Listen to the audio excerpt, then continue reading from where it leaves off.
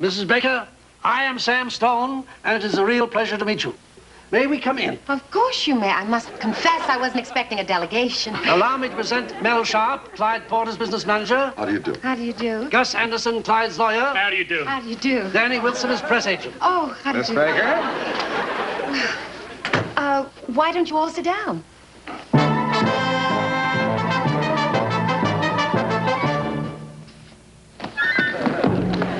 I'll serve coffee. Maybe we should get right to the problem, Sam? Problem? Make that plural. Yes. You see, Mrs. Baker, a man like Clyde Porter can't get married like... Just, anybody? Exactly. Shall we get down to specifics, gentlemen?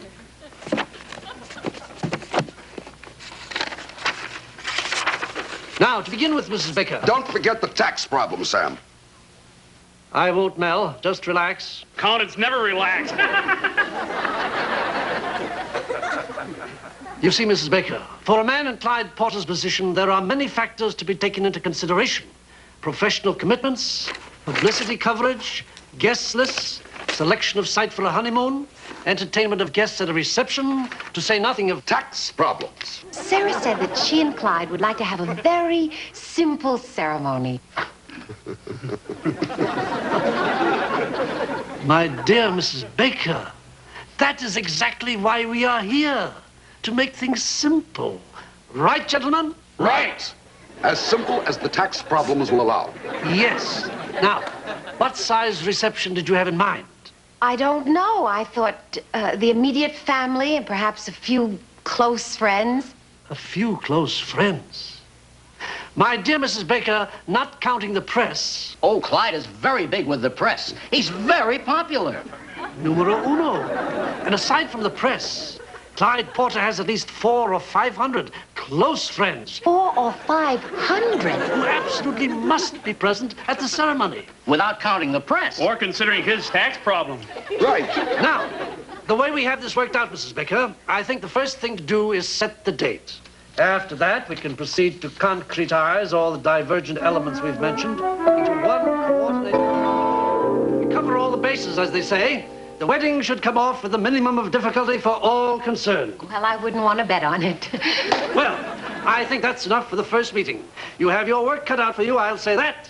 I'd say that, too. And don't forget to keep in touch. Let's all of us keep in touch, right? Right. After all, that's what we're around for. Shall we, gentlemen? Good night, Mrs. Baker. Oh, good night. Mrs. Baker? Good night. Good night, Mrs. Baker. Oh, good night. Thank you very much. I'm so thank you. Very Oh, I enjoyed it. It was, Thank you very much. it was wonderful. Is it okay now, Mom? Is what okay? You said you'd tell me all about it after those men left. That's right, I did. All right, come over here. Let's sit down. We'll take a whack at it. Well, let's see. To begin with, Corey, you understand, there are two sexes, male and female. They're like boys and girls, only older. Right. Now, the next part is a little more complicated. You see, oh, who on earth could that be? Let's don't go see. Let's do. Hi, little cuz. It's Cousin Sarah again. Julia, I've got to talk to you. I've got to talk to you, too, Sarah. I guess I'll go do some more homework. Sarah, I just finished a session with your fiancé's entourage that I still don't believe. Do you have any idea what this simple wedding of yours is going to involve? Don't trouble yourself about it, Julia. There isn't going to be any wedding. Oh, good. What do you mean, good? Well, nothing. Just tell me what happened. Well, it's all because of this picture that Clyde and I made in India. I only had a small part, of course, Julia, but what a part it was. Oh, there was this one scene where I'm dying of fever after this big flood, and Clyde is going to try and find a doctor, and I'm lying in this hot delirious, and I keep reliving our entire relationship. Lionel, where are you? I can see the lights on the water, and I hear the music playing, but I can't find you, Lionel. Oh, Lionel.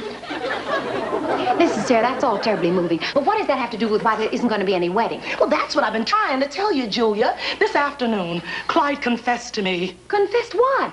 He's cutting that scene out of the picture. For goodness, is that why the marriage is off? Oh, well, you're not in the theater. You wouldn't understand. I mean, how could I marry a man who could do something like that to me and still keep my self-respect? And that's exactly what I told him when I gave him back his ring. You didn't. You don't agree with me? Agree with you? I think you're out of your mind. But nothing, Sarah. I certainly don't know anything about the theater. And I don't know what reasons Clyde had for cutting your scenes. But I do know this. I know that he's a good man and that he loves you. Oh, you. You think so? Sarah, when you let what must have been a purely professional judgment affect your personal relationship with Clyde, then you demean yourself as well as that relationship. Oh, gee. Well, I guess I did overreact. Just a touch. Just a touch. Oh, and the things I said to him. Oh, Julia, what am I going to do? What can I say to him now? Well, you'll think of something if you really want to. I wouldn't even know how to start. Oh, gee, Cuz, could you talk to him for me? Not a chance. I'll handle the wedding. But you have to take care of the marriage yourself. But I'd mess it up. I know I would. No, you won't. Now, just listen to me, and between us, we'll work it out right now. I'll listen. I'll listen. See? I'm listening. Yes, that's right, Mrs. Stone. As of 2 a.m. this morning, the wedding was officially back on. Right. No, I haven't decided on the reception menu yet. I am still working on the guest list, Mrs. Stone. I promise I will keep you advised. About everything. Yes, that's right, Mr. Stone. Thank you. Goodbye. Oh,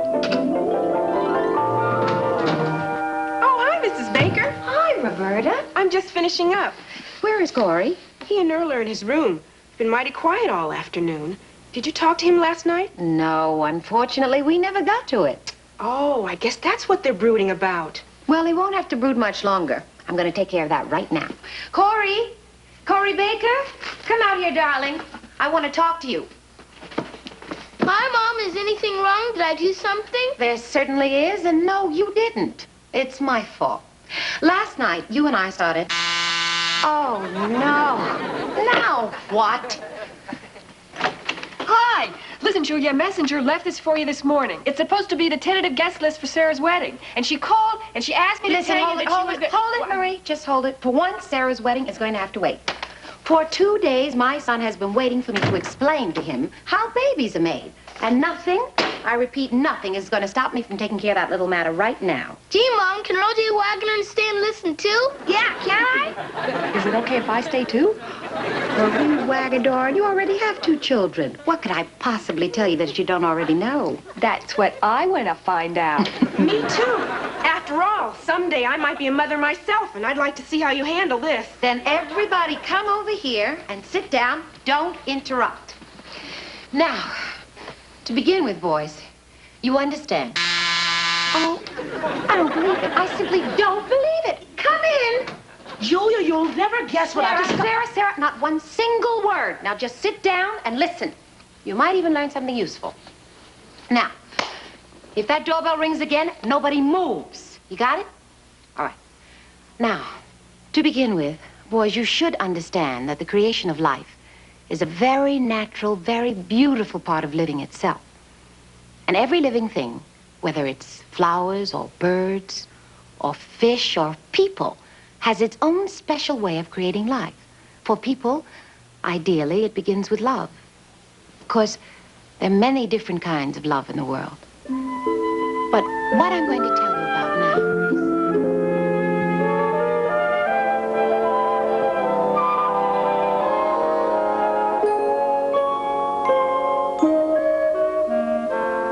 And that's really all there is to it, fellas.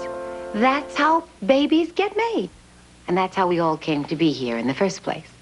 Oh, Julia, that was simply beautiful. The whole thing sounds too complicated for me. I think I'll just be a dentist. Thanks anyway for telling us, Mom. Come on, Rosie Wagner. Let's go watch your TV. That's funny. It didn't seem to make any impression on them at all. With children, what you don't tell them frequently gets blown up all out of proportion. That's so true. And they're very young. They have plenty of time to get interested for real. Well, maybe they do, but I sure don't. Julia, about the wedding, we got a big problem. What now? Well, according to the astrology chart in today's paper, it isn't safe for a Capricorn to marry a Sagittarius on a Saturday. Julia will return in Vertivision. Direct.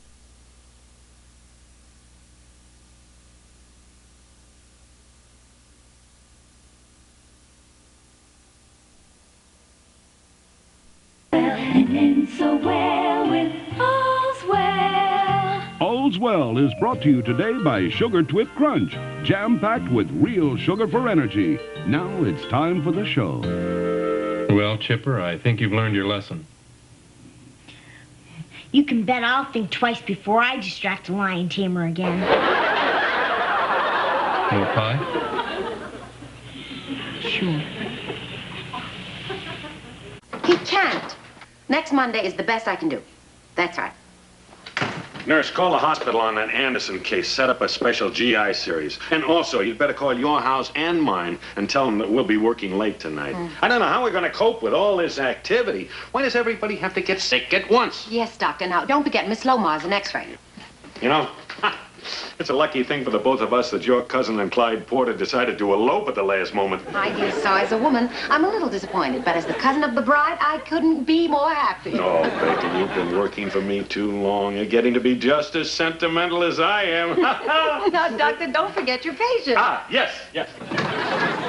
Sarah! Sarah, what on earth are you doing here? You're supposed to be in Acapulco, incognito. Acapulco, Mexico. Oh. Clyde and I are leaving in an hour, but I just had to see you first to tell you how unbelievably happy I am. Oh, Sarah, that's wonderful. Well, there's just one little thing, though. Oh? Well, after the ceremony in Las Vegas yesterday, Clyde and I got to talking, and poor dear, he feels terribly guilty about the fact that we didn't have a proper wedding, so... Oh, no. So while we're on our honeymoon, Clyde and I would like you to get everything arranged so that when we get back, we can get married all over again, just as we originally planned. Now, isn't that a beautiful idea? It's beautiful. It's beautiful. Now, the way I see it, cuz, you just absolutely got to make this the wedding of the century, because by the time... Hey, say, listen, do you think maybe we could get it televised?